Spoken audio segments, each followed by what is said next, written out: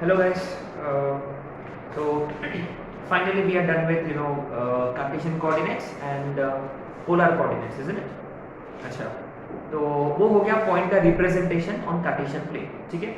अब आते हैं कि क्या क्या कर सकते हैं. जैसे कि दो या दो से ज़्यादा पॉइंट्स है ना, दो या दो से ज़्यादा पॉइंट्स है प्लेन पर, तो उससे क्या किया जा सकता है. तो पहली बात उसका ना, उसके बीच का हम डिस्टेंस फाइंड कर सकते हैं, isn't it? तो डिस्टेंस फाइंड कर सकते हैं. तो आज के जो लेक्चर्स में जो कॉन्सेप्ट होने वाला है वो है डिस्टेंस फार्मूला, है ना. तो डिस्टेंस फार्मूला के बारे में आप बहुत अच्छे से जानते हो ऑलरेडी, राइट. सो आते हैं. ठीक है. तो ये अपना थर्ड कॉन्सेप्ट है, डिस्टेंस फार्मूला. ठीक है. अपने पास दो पॉइंट्स है, a x1 y1 and another point b x2 y2. ठीक है. तो क्या होता है डिस्टेंस फार्मूला कि AB is given by root over, देखो x कोऑर्डिनेट्स का डिफरेंस x2 x1 का whole square plus y coordinates का डिफरेंस का स्क्वायर.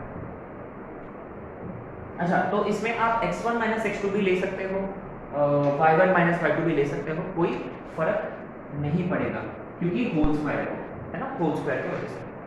अच्छा, ये फॉर्मूला आया कैसे, how did you get this formula, है ना.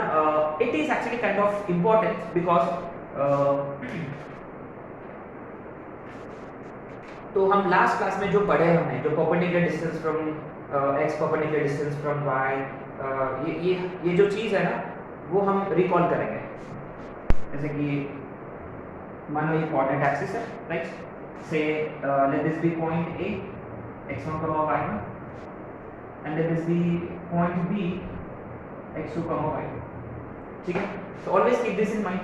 point a का vertical distance जो है वो होता है y coordinates, और point a का horizontal distance जो है from origin वो होता है उसका x coordinates. same goes for point b. अच्छा, आपने को फाइंड करना है a b डिस्टेंस, है ना, उसको ज्वाइन कर दिया मैंने. ठीक है. तो ये होता है वर्टिकल डिस्टेंस y2 और ये होता है हॉरिजॉन्टल डिस्टेंस x2. ठीक है. अच्छा, तो क्लियर ये वाला डिस्टेंस होगा x2 x2, राइट. अच्छा, ये डिस्टेंस निकालना है आपको. तो मैंने अगर परपेंडिकुलर ड्रॉप किया, अगर मैंने एक परपेंडिकुलर ड्रॉप कर लिया फ्रॉम a ऑन टू ये वाला लाइन. ठीक है. तो आपने जो x2 x1 फाइंड किया है वो ये है, दिस इज x2 x1. और ये देखो, ये पूरा y2 है, इतुसा y1 है, तो ये हो जाएगा y2 y1, isn't it? y2 y1 y2 y1. और आपने नोटिस किया ये पाइथागोरस, सॉरी, ये राइट एंगल ट्रायंगल है, तो इसमें पाइथागोरस अप्लाई किया जा सकता है, isn't it? So simply ab square is equal to ac square plus bc square. तो ab square is equal to ac square x2 x1 का whole square plus bc square y2 y1 का whole square. तो square root उधर चला गया, that's it, है ना. This is how distance formula is being derived. अच्छा, इसमें कुछ एक दो पॉइंट्स हैं इंपॉर्टेंट. पॉइंट नंबर 1, अगर एक पॉइंट ओरिजिन होता, अगर मान लो दूसरा पॉइंट होता x, y, then distance OA is given by root over x square plus y square. Distance OA is given by root over x square plus y square. ठीक है. तो ये हो गया अपना distance formula, right. Okay.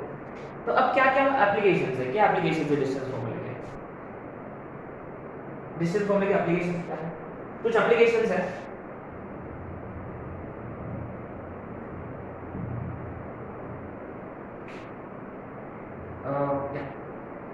Application number 1 है ना. Okay, ये हम आइडेंटिफाई कर सकते हैं, to identify in identifying triangle, in identifying type of triangle. माने अपने पास तीन वर्टाइसेस है, तीन पॉइंट्स है a b c. अपने पास तीन पॉइंट्स है a b c. वो कौन सा ट्रायंगल फॉर्म करता है, या वो कोलिनियर है क्या, कि अगर वो ट्रायंगल फॉर्म ही नहीं कर रहा उसका मतलब कोलिनियर है वो, इज इट. अच्छा, वो एक इसमें मदद करेगा अपना. और दूसरा आइडेंटिफाइंग टाइप ऑफ क्वाड्रिलैटरल. ठीक है, type of triangle and type of quadrilateral. अच्छा, चार वर्टाइसेस है अपने पास कि वो कौन सा क्वाड्रिलैटरल फॉर्म कर रहा है ना. तो वो भी एक हो सकता है, ठीक है। अच्छा अच्छा, और पॉइंट नंबर 3, इन फाइंडिंग जैसे कि एक ट्रायंगल है, से अपने पास इक्विलैटरल ट्रायंगल है, इसके सिर्फ दो ही वर्टेक्सेस है अपने पास, वर्टेक्स ए है और वर्टेक्स बी है, ये गिवन है। In finding vertex C, similarly अपने पास 4 वर्टाइसेस है, से स्क्वायर का 2 वर्टाइसेस है अपने पास, ऑपोजिट वर्टाइसेस है स्क्वायर का, से स्क्वायर के ऑपोजिट वर्टाइसेस है ए और सी, we have to find the other 2 vertices. So 2 opposite vertices of square are given and you are asked to find the other 2 opposite vertices, है ना। अच्छा, ये सारे एप्लीकेशंस है। एक और है 5th, finding coordinates of circumcenter, to find coordinates of circumcenter and circumradius of course, है ना। तो ये है सारे एप्लीकेशंस ऑफ। अच्छा, एक और है point number 6, to find point या points equidistant from given points, है ना। तो ये 6 एप्लीकेशंस है डिस्टेंस फॉर्म लेके, isn't it? So let's have a look at these questions.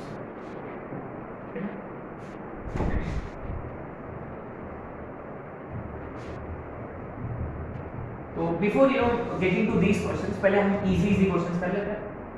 जैसे कि अपने वर्कशीट में 1-2 क्वेश्चंस है वो क्वाइट ट्रिकी है, right.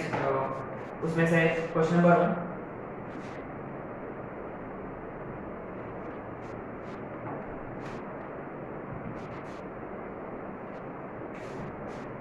find distance between the points A. It is something like A cos alpha, B sin alpha, A cos alpha, A sin alpha, B A cos beta, A sin beta, इनके बीच का distance निकालनी है, provided it is given कि A is positive. एक tricky question था, है ना, ये वाला करेंगे। और दूसरा question, distance between these points AT1 square to AT1 and B AT2 square to AT2, again where A is positive,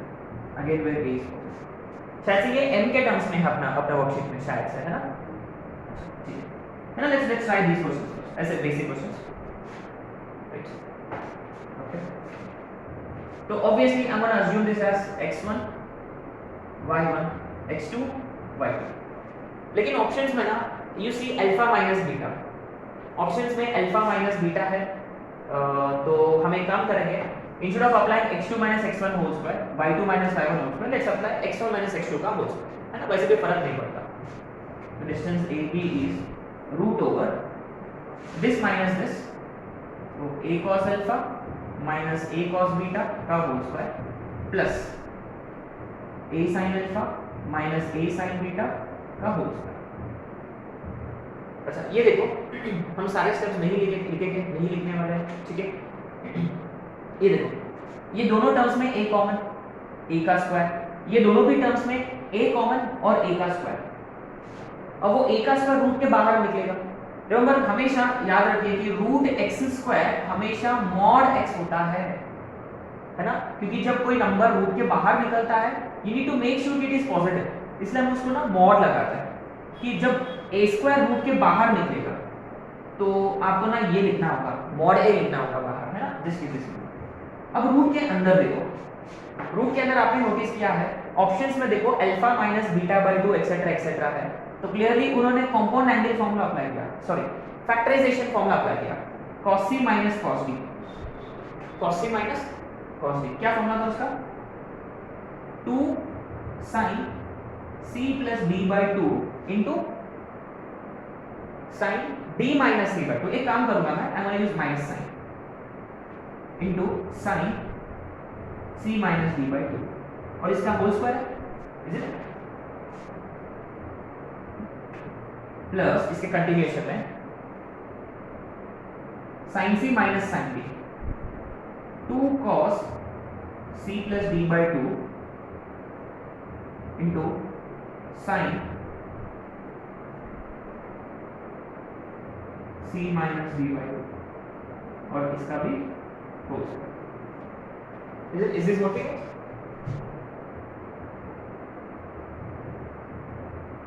It is going to be very interesting.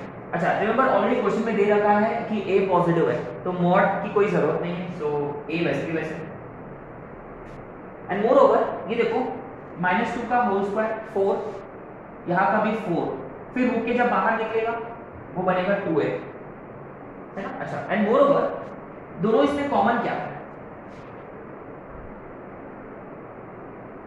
दोनों इसमें कॉमन क्या है? sin alpha minus beta by 2, इसलिए देखो sin alpha minus beta by 2 का square common है, तो हम देखो इसमें से sin square alpha minus beta by 2 और यहाँ से sin square alpha minus beta by 2 square root के बाहर, तो आपको उसको मॉड लगाना जरूरी है, क्योंकि यहाँ हम नहीं जानते कि ये पॉजिटिव क्वांटिटी है कि नेगेटिव। अच्छा, रूट के अंदर क्या बचेगा? अभी देखो ये 2 निकल गया, ये भी निकल गया, तो यहाँ देखो पहला टर्म में है sin square alpha plus beta by 2 और दूसरा टर्म है cos square alpha plus beta by 2 which is basically 1, है ना। वो सिर्फ 1 है, तो ज्यादा टेंशन लेने की जरूरत नहीं है, इज इट? तो यही आंसर होगा इसका, करेक्ट। अच्छा, क्वेश्चन यही है क्या? एक बार चेक करो, a cos alpha a sin alpha,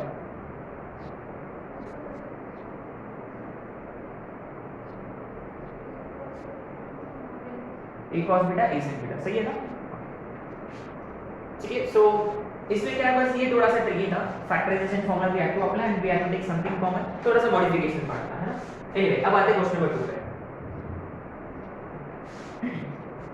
ठीक है, x1 y1 x2 y2, अगर ऑप्शंस में you see t1 minus t2, तो obviously I would recommend you to apply x1 minus x2 का whole square, y1 minus y2 का whole square, ठीक है।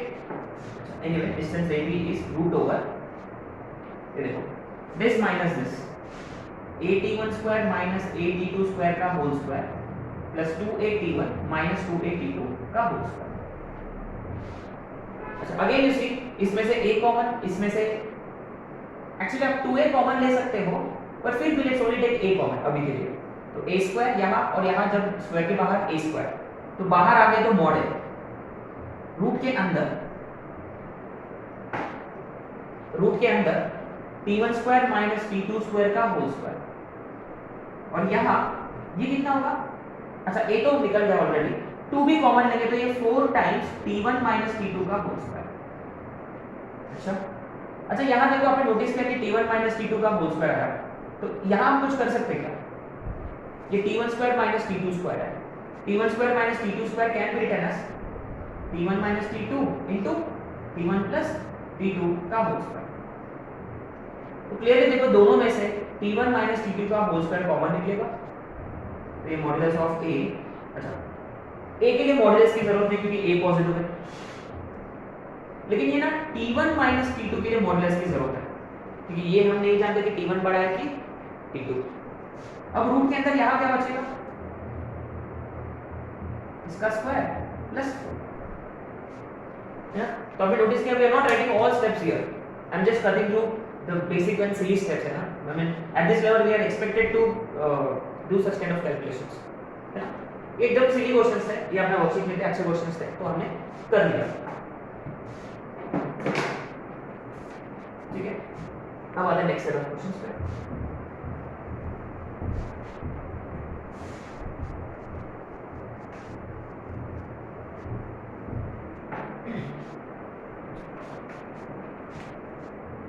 Question number 3.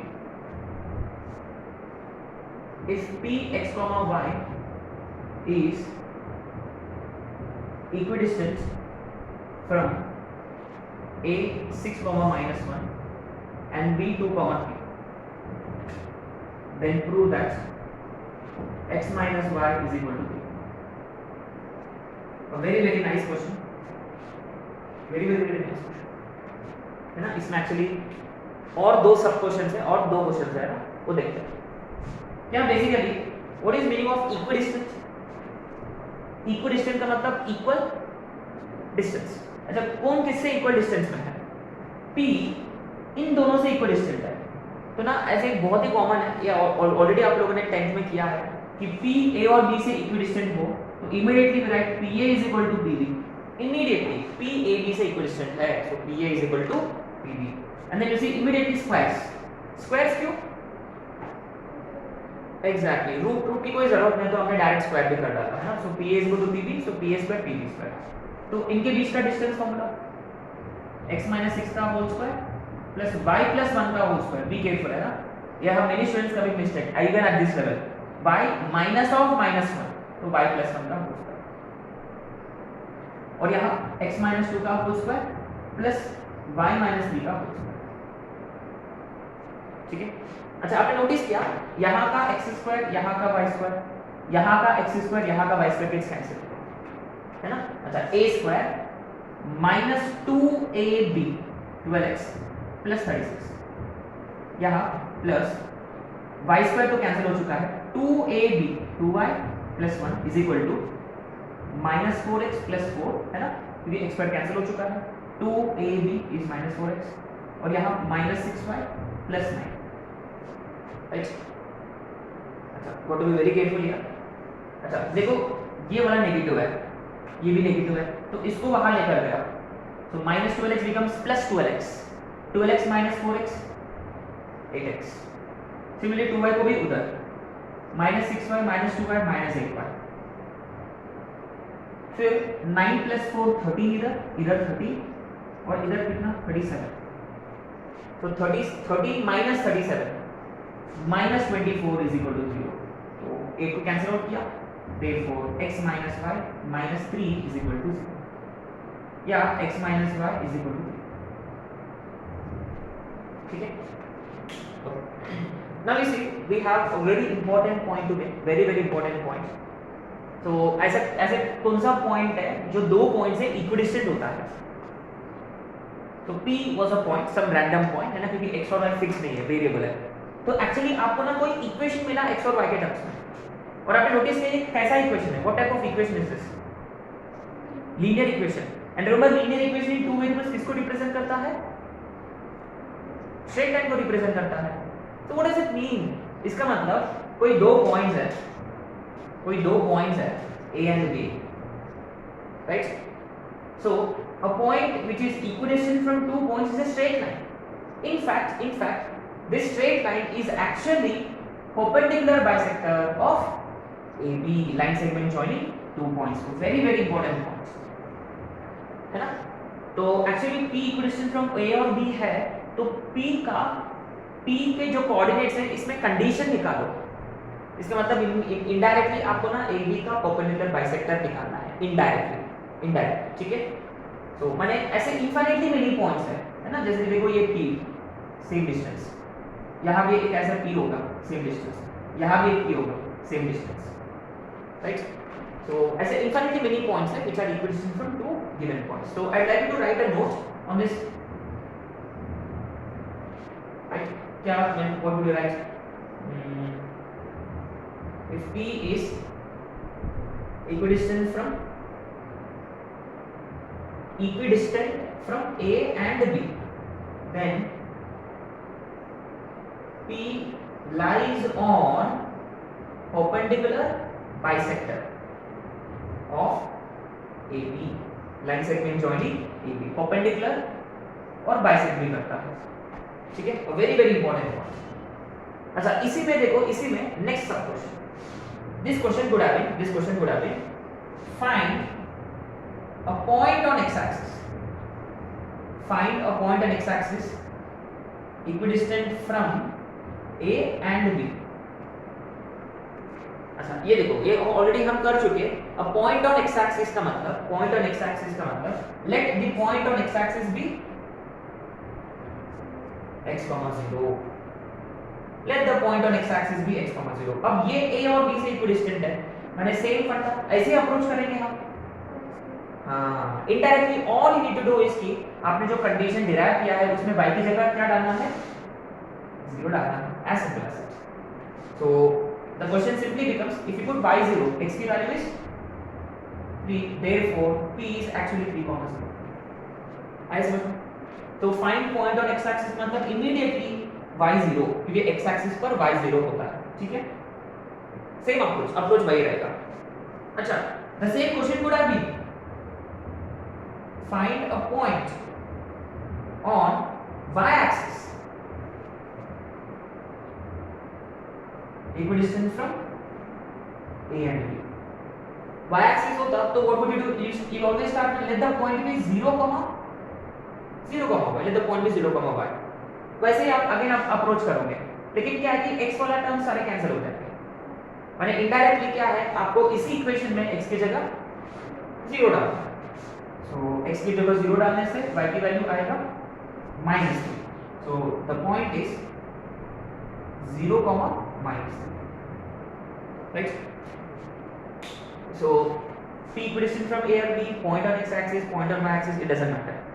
है ना? अपना स्टार्टिंग स्टेप क्या है उस पर डिपेंड करता है. राइट? ओके. अब आते हैं आइडेंटिफाइंग ट्रायंगल वाले क्वेश्चंस.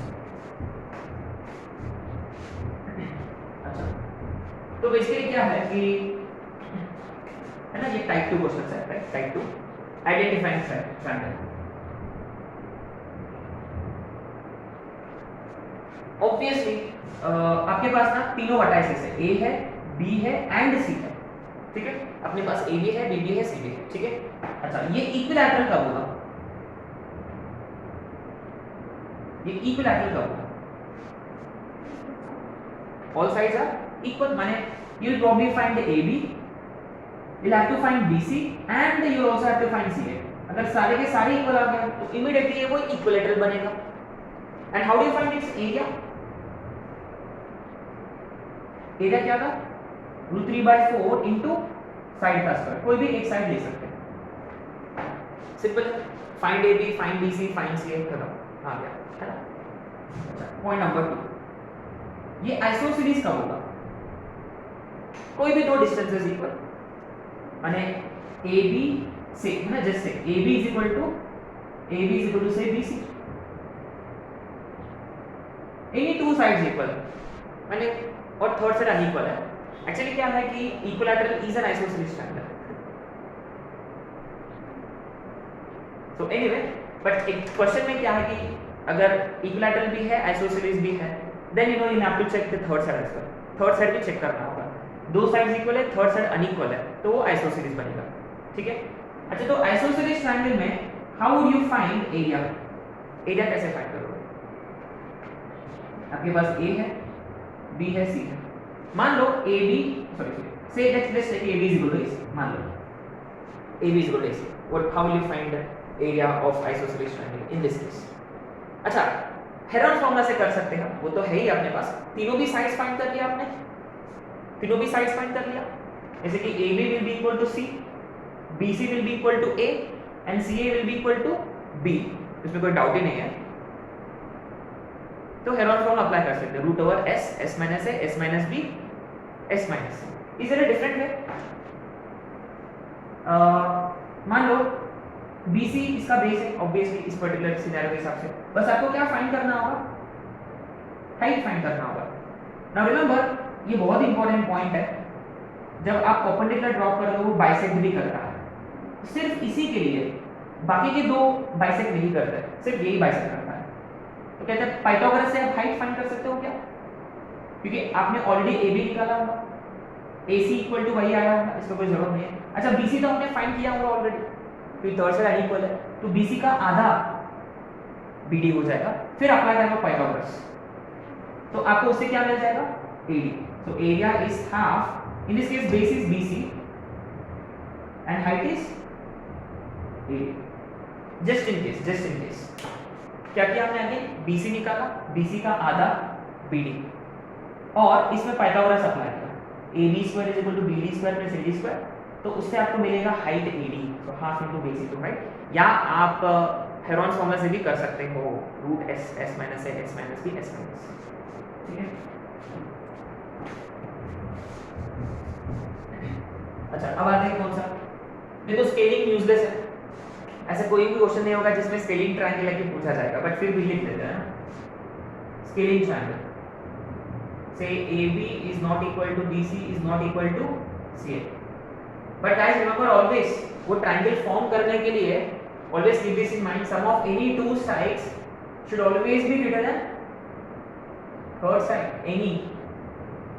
In fact हम क्या करते हैं, दो छोटे साइड्स को कंसीडर करते हैं, वो बड़ा साइड से बड़ा होना चाहिए, तो बाकी दोनों तो अपने अपने एडजस्ट हो ही जाएगा। क्या है कि दो छोटा साइड्स का सम बड़ा से बड़ा होगा तो बाकी दोनों केसेस सैटिस्फाई हो जाएंगे, है ना। Okay anyway, but scaling is probably least important. अब आते हैं मोस्ट इंपॉर्टेंट वाले इस पे, right angle triangle. Right angle triangle क्या बेसिकली आपने तीनों की साइड्स निकाला कि none of the sides are equal, तो ऑप्शंस में देखो स्केलिंग ट्रायंगल तो है ही नहीं, इक्विलैटरल है, आइसोसेलेस है, but there could be one of the options which says it is right angle. तो आपको क्या करना है, आपने AB फाइंड किया होगा, BC भी फाइंड किया होगा, CA भी फाइंड किया होगा, ठीक है। अच्छा क्या है ना, इसको ना एक काम करो, सिंपलीफाई मत करो, रूट केस में रखो, AB सम रूट, BC सम रूट, CA सम रूट, ठीक है। तो इसमें से ना सबसे बड़ा वाला साइड पकड़ने का, ठीक है। Consider the biggest side of all the three. मान लो CA is the biggest side, मान लो CA is the biggest side, से ये बिगेस्ट साइड है, ग्रेटेस्ट साइड है, तो उसका स्क्वायर यदि होता AB square plus BC square, remember consider greatest side, उसका square is equal to sum of the squares of other two sides, then it becomes right angle triangle. अच्छा with what angle 90? With what angle 90? Very good, angle B 90 degree. क्यों? क्योंकि CA greatest side है, वही hypotenuse बनेगा, है ना, वही hypotenuse बनेगा। AC ग्रेटेस्ट है तो एंगल B विल बी 90, ठीक है। अच्छा फाइनली, सॉरी नॉट फाइनली, एक और पॉइंट है। अच्छा एक और है उनका फेवरेट है मेंस वालों का, right angle isosceles. Right angle isosceles है ना, जैसे कि मान लो आपने ऐसे AB निकाला रूट 25 आया, BC निकाला रूट 25 आया, CA निकाला आया रूट 50, है ना। तो usually what students do is कि दे प्रोबब्ली टेक आइसोसेलेस क्योंकि दो साइड्स इक्वल है, लेकिन ऑलवेज कीप इन माइंड अगर ऑप्शन में आइसोसेलेस राइट एंगल भी है ना, check for right angle also. ये आपने नोटिस किया CA ग्रेटेस्ट है, तो CA का square is actually equal to 25 plus 25 which is इन दोनों का स्क्वायर्स का सम, ठीक है। So therefore it is not only isosceles but is also right angle with these two sides equal unless this is 90, right? अच्छा finally collinear, finally आते हैं collinear। So okay fine, you found AB, you found BC, you found CA, 28। So you found AB, you found BC, you found CA, ठीक है। अच्छा तो क्या है, none of the sides are equal, तो it could be scaling। और right angle से check करते हैं हम, तो ग्रेटेस्ट साइड का स्क्वायर बाकी दो साइड्स का स्क्वायर का सम से सम नहीं है, इक्वल नहीं है, माने से ग्रेटेस्ट साइड का square is not equal to sum of the squares of other two sides. अब देखो ये डेंजर है ना, तो आपको क्या करना है, consider the greatest side, again consider the greatest side CA या AC, अगर वो अदर टू साइड्स का सम होता, sum of two sides is equal to third side, लेकिन ये देखो वो ट्रायंगल बनने के लिए सम ऑफ टू साइड्स तो थर्ड साइड से बड़ा होना चाहिए, लेकिन यहाँ क्या आया, सम ऑफ टू साइड्स आया इक्वल टू थर्ड साइड, इसका मतलब ट्रायंगल फॉर्म ही नहीं हो रहा, ट्रायंगल फॉर्म ही नहीं हो रहा। बट गाइस हमेशा keep this in mind, greatest side is equal to sum of the other two sides, then they become simply collinear, triangle form नहीं हो रहा है, ठीक है। फिगर कैसे बनेगा इसका, देखो ऐसे कुछ बनेगा, AB BC is equal to BC, but guys remember हमेशा यही नहीं, वो ऐसे भी हो सकता है कि C बीच में आ जाए, B उधर चला जाए, माने AC plus CB is equal to AB, ऐसे भी हो सकता है। फोटो देखो ऐसे भी हो सकता है, ए सी बी यानी A C plus C B is equal to A B, ऐसे भी हो सकता है, ठीक है, बट इसके लिए फोटो ये है, मैंने ग्रेटेस्ट साइड पकड़ने का है। Again greatest side is equal to sum of the other two sides, ठीक है। तो मैं आप लोगों को कुछ होमवर्क क्वेश्चन दूंगा, आपको ना ये सारे क्वेश्चंस करना है ना, घर पे करके लाना है। इजी क्वेश्चन है, कुछ नहीं, डिस्टेंस फॉर्मूला बेस्ड, ठीक है। क्वेश्चन नंबर 1,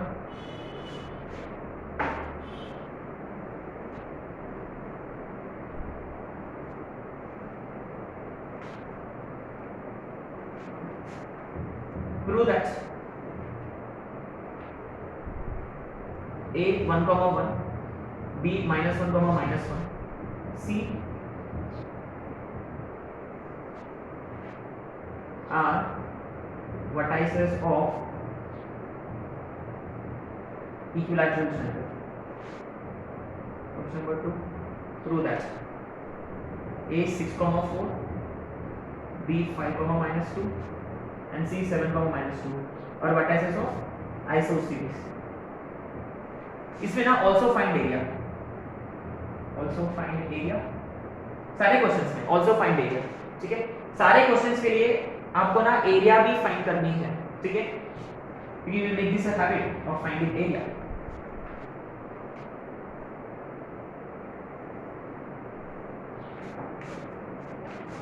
अब आते हैं थर्ड क्वेश्चन पे, a 3 comma 4, b 8 comma minus 6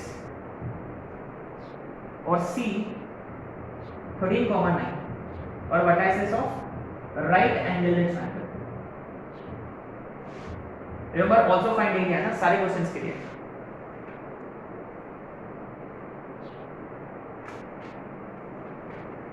next, prove that a minus 3 comma 0, b minus 1 comma 3 और c 4 comma 1 are vertices of right angled isosceles, right angled and